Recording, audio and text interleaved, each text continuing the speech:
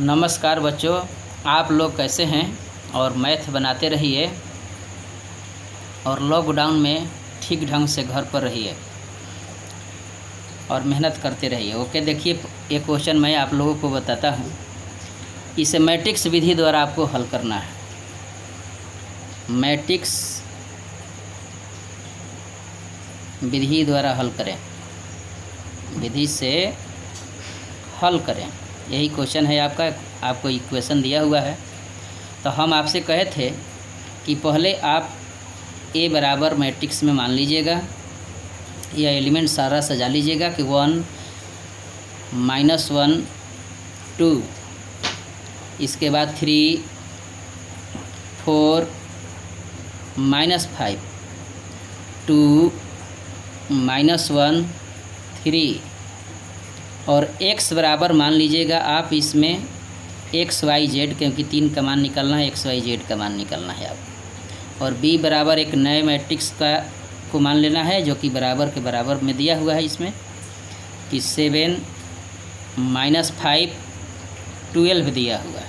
Okay, अब देखिए इसका पहले आप मोड ए निकालिएगा कि 0 तो नहीं आ रहा है। यदि 0 है तो इसका तो इन्वर्स निकलेगा ही, क्योंकि इसको पहले इन्वर्स आपको निकालने के लिए बताए होंगे। तो मोड ए निकालिए पहले, मतलब कि इसका डिटर्मिनेंट निकालिए। तो 1 -1 2 3 4 -5 2 -1 3। अब देखिए तो 1 ले लिए, ये 12 -5 -1 ले लीजिए, ये ख़त्म हो गया। आपका हो गया -10 -9 +2 ले लीजिए, तो आपका हो जाएगा -3 -8 अब देखिए यह हो गया आपका 7 + 19 -22, तो हो गया आपका 26 -22 = 4 है। ये नॉट इक्वल टू 0 है। इसका मतलब कि इसका ए इन्वर्स अब संभव है। अब आप ए इन्वर्स निकालिए। ए इन्वर्स निकालने के लिए हम आपको कहे थे कि पहले आपको सबका कोफैक्टर निकालना होगा।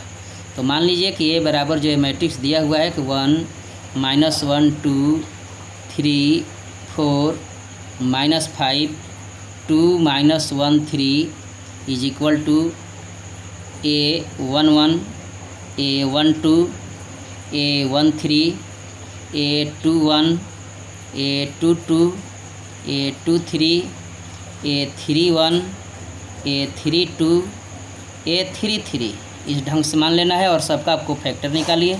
तो A11 = देखिए इसका को फैक्टर तो एक ख़त्म, ये 4 गो बचेगा कि 4 -5 -1 और 3 हो गया। इसमें पहले दाहिना हाथ चलाना था आपको, तो 12 -5 = 7 हो गया। अब A12 निकालिए, तो A12 के सामने का ये ख़त्म कीजिए, ये ख़त्म कीजिए। 3 -5, इसके बाद हो गया 2 3 2 और 3, इसमें लेफ़्ट चलाना है आपको।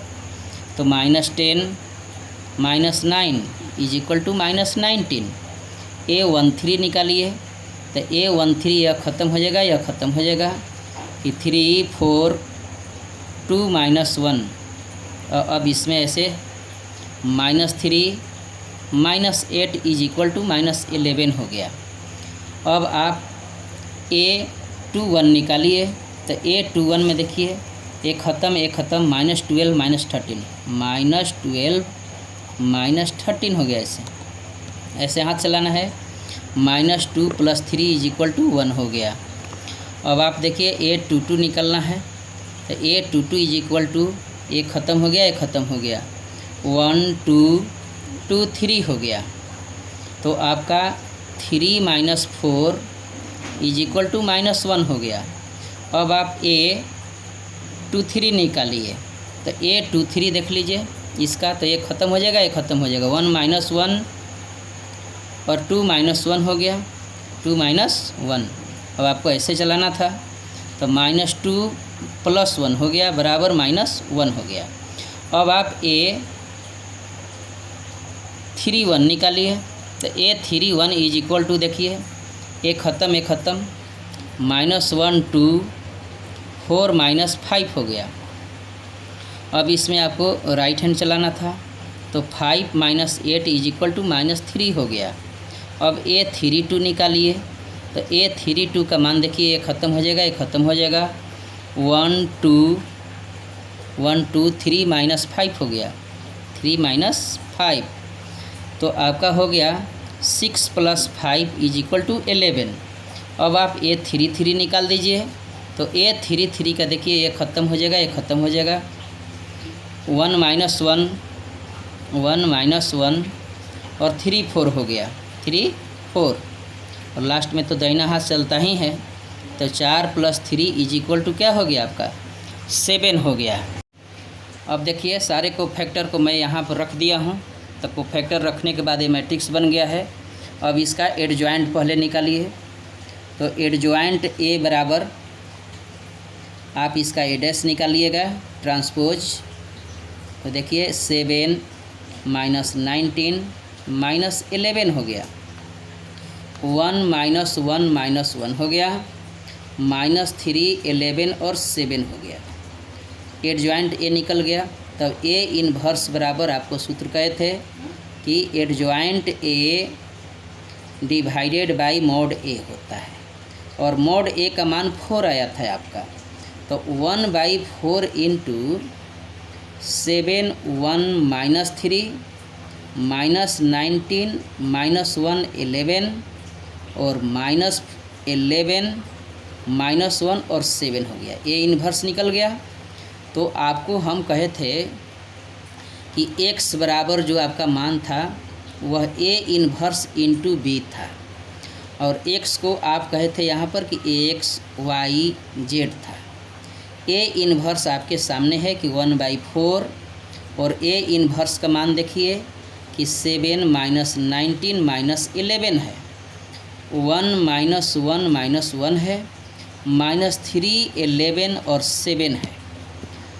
इसके बाद b का मान जो था आपका, b मैट्रिक्स जो हम माने थे वह था 7 -5 और 12 था। अब आप इसका रो इसका कॉलम आपको गुणा करना था, तो गुणा कीजिए, तो देखिए 7 7 49 हो गया, यह 1 - 5 तो -5 हो गया, -36 हो गया, और बाटा में आप क्या कीजिए कि ये 4 लिख लीजिए। अब यह लाइन इससे गुणा कीजिए, तो 19 7 33 से 133 हो गया, -+ 5 हो गया, और 12 11 132 होता है, तो 132 आपका हो गया प्लस में। अब बाटा में तो 4 है ही है सबके बाटा में। अब 11 7 77 हो गया। अब इसमें और इसमें गुणा कीजिएगा तो +5 हो जाएगा, और वर्षा 84 हो जाएगा आपका, और बाटा में तो आपका 4 है ही। अब आप इसको जो है हल कीजिए, तो देखिए 49 - 41 इज इक्वल टू 8/4 हो गया। इसके बाद 132 5 37 में से 33 घटेगा तो 4/4 हो गया। ये 84 5 89 में से इतना घट गया तो 12/4 हो गया। आपका यह हो गया 2, यह हो गया 1 और यह हो गया 3। इसका अर्थ हुआ कि x बराबर जो है आपका 2 आ गया, y = 1 हो गया, और z = 3 हो गया। इस ढंग से आप जो है इक्वेशन हल करने वाला 2 ऑर्डर और 3 ऑर्डर के सारे क्वेश्चन आप लोग बनाएंगे। ओके, अब आप लोग कुछ ऑब्जेक्टिव क्वेश्चन देखिए। देखिए क्वेश्चन दिया हुआ है, डिटर्मिनेंट में x2 18x = 6 2 18 6, तो x का मान क्या होगा? आपको कुछ करना नहीं है, इसमें मल्टीप्लाई कीजिए तो x² हो जाएगा, -36 हो गया, = इसमें हल कीजिए 36 -36 हो गया, तो ये तो आपका कट गया, 0 हो गया। मतलब कि आपका x² जो हो गया वह 36 के बराबर हो गया, तो x बराबर आपका क्या हो जाएगा +-6 हो जाएगा, मतलब कि आपका बी आंसर हो जाएगा।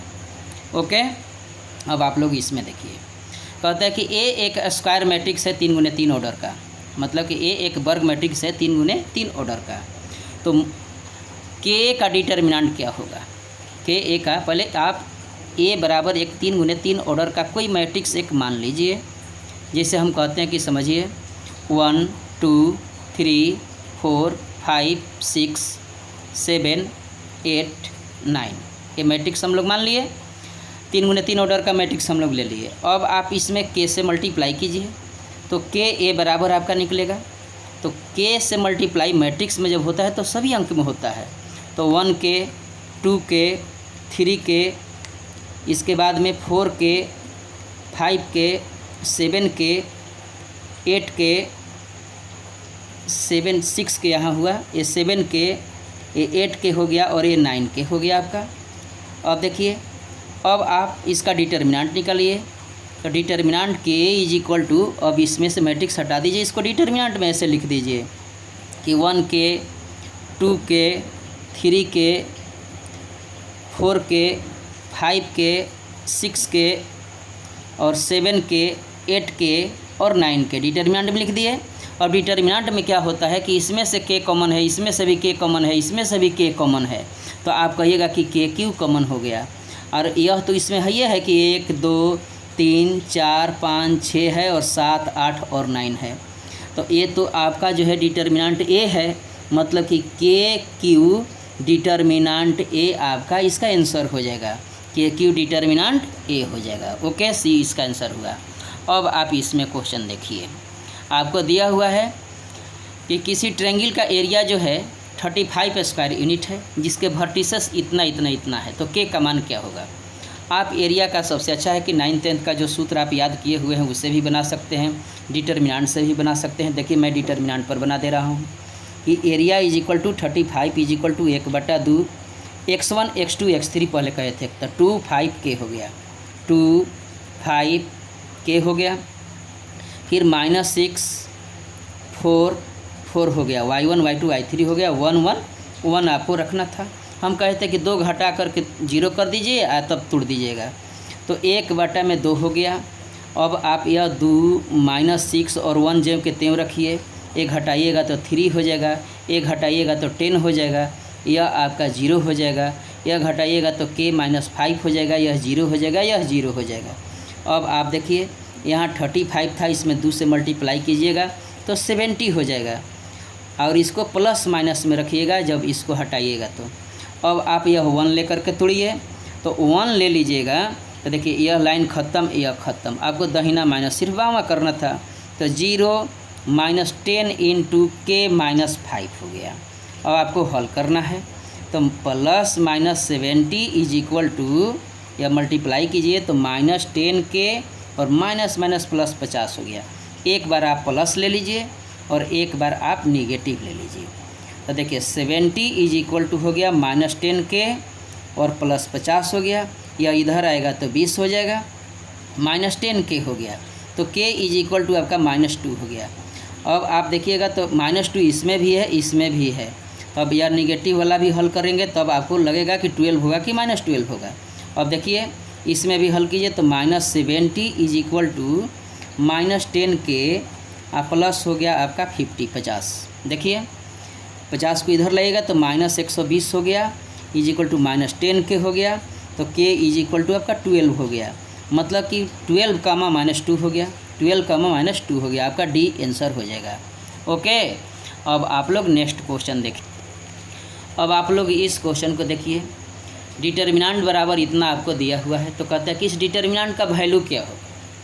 हम कहते हैं कि डिटर्मिनेंट में कोई भी रो या कोई भी कॉलम ले करके आप जो है तोड़ सकते हैं उसको, लेकिन अगर मान लीजिए कि यही आप जो है रो लेकर के हल करते हैं, फर्स्ट रो है यह, तो फर्स्ट रो जब यह लीजिएगा तो इसी का कोफैक्टर हम लोग उसके साथ लिखते हैं, फिर यह लेते हैं तो इसी का कोफैक्टर उसके साथ मल्टीप्लाई होता है, यह लेते हैं तो इसी का कोफैक्टर इसके साथ मल्टीप्लाई होता है। ए लाइन लीजिएगा तो इसका कोफैक्टर, फिर इसका कोफैक्टर, फिर इसका कोफैक्टर निकाल करके इनके साथ मल्टीप्लाई किया जाता है डिटर्मिनेंट हल करने में। तो आप देखिए कि A11 है, तो A11 के साथ A11 कोफैक्टर नहीं है, ये 3 है, तो A11 के साथ A11 का ही कोफैक्टर होना चाहिए था, जो कि यहाँ नहीं है, तो यह तो आपका चॉइस ही गलत हो गया। A11 के साथ यहाँ A11 है, लेकिन यहाँ देखिए A12 के साथ 21 हो गया, तो यहाँ पर गलत हो गया, इसलिए भी आपका चॉइस गलत हो गया। यहाँ देखिए A21 के साथ 11 दिया हुआ है, तो ये तो होगा ही नहीं। यहाँ देखिए A11 के साथ A11 है, इसका इसी का कोफैक्टर है। A21 के साथ एलिमेंट है, ये कोफैक्टर है, वही ठीक सेम है। A31 के साथ A31 ये सेम है। इसका मतलब कि आपका डी आंसर इसका हो जाएगा। ओके, अब देखिए आप नेक्स्ट क्वेश्चन। यह आपको दिया हुआ है कि ए एक नॉन सिंगुलर स्क्वायर मैट्रिक्स है। नॉन सिंगुलर स्क्वायर मैट्रिक्स उसे कहते हैं जिसका डिटर्मिनेंट जो होता है वह जीरो नहीं होता है। सिंगुलर मैट्रिक्स का डिटर्मिनेंट जीरो होता है और नॉन सिंगुलर मैट्रिक्स का डिटर्मिनेंट जीरो नहीं होता है। तो ए आपका ऐसा डिटर्मिनेंट है जिसका मॉड ए चाहे डिटर्मिनेंट ए जो है आपका जीरो नहीं है, वह 3 × 3 ऑर्डर का एक स्क्वायर मैट्रिक्स है, तो उसका मॉड एडजॉइंट ए क्या होगा। आपको सिर्फ यहाँ पर देखिए, ध्यान दीजिए कितने ऑर्डर का है, 3 × 3 ऑर्डर का। हम आपसे कहे थे कि adjoint A is equal to जितने ऑर्डर का हो उससे एक पावर इसमें कम चढ़ा दीजिए। तो 3 है तो 3 में से 1 घटा देना है, तो मॉड ए पर पावर क्या हो जाएगा, 2 हो जाएगा। अगर यहाँ कहता कि 4 × 4 ऑर्डर का है तो यहाँ डिटर्मिनेंट ए पर पावर 3 हो जाता। n × n ऑर्डर का होता तो डिटर्मिनेंट ए पर पावर n-1 हो जाता। तो इसका आंसर आपका क्या हो जाएगा, डिटर्मिनेंट ए का स्क्वायर हो जाएगा। ओके, अब आप लोग जो है इस क्वेश्चन को देखिए। एक दिया हुआ है ए बराबर मैट्रिक्स में दिया हुआ है Aij m × n। इसका अर्थ समझिए। इसका अर्थ हुआ m और n आपका एक रो और एक कॉलम को बताता है, और यह कहता है कि स्क्वायर मैट्रिक्स है। स्क्वायर मैट्रिक्स उसे कहते हैं जिसमें रो की संख्या number of row is equal to number of column होता है।